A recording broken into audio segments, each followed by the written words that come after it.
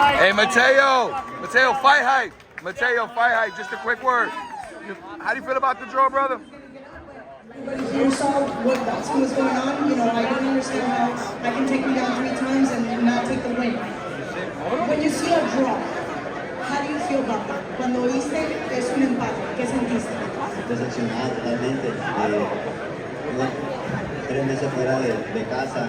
Lo más triste es que uno deja de hacer vida lejos para echar un sueño y que de esta manera la que I'm highly disappointed. You know, I've been gone from my house and my family for about 3 months, and I did it all right now, and for it to be taken away from me, it's really sad. We just spoke with your opponent, and Cesar Mateo is willing to go for another fight, a rematch, because this was an outstanding fight. How would you feel about that? Hablamos con Cesar Mateo, obviamente esta fue una pelea espectacular, y hablamos de una posibilidad para una revancha. ¿Qué opinas tú? No, digo que sí. Llevar la Venezuela para poder ganar allá, pero no, que decisión tomar como toda, y creo que yo demostré que hay el Saavedra para pelear con quien sea en nación para sentar libre. Well, I'm not exactly sure where this fight will get to happen, and most probably in Venezuela, so they will take it away from me. But I think I proved the fact that there's Endry Saavedra for a long time. Again, congratulations. It was a great fight. Felicidades, fue una pelea espectacular. I know you want to say something. Muchas gracias.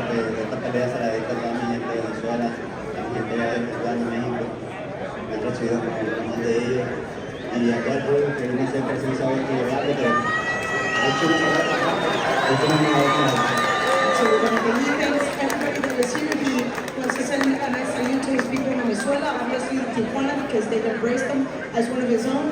And he just proved that there's Endry Saavedra for a long time, and I'm here to stay. Congratulations, thank you. Back to you, cousin.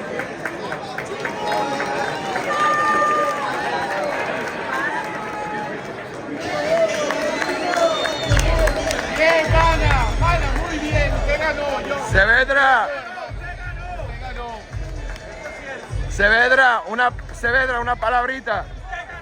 Saludos para toda mi gente de Venezuela, la verdad que lo entregué todo en el ring.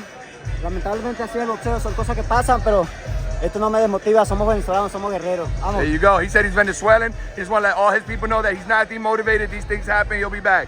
Fight hype.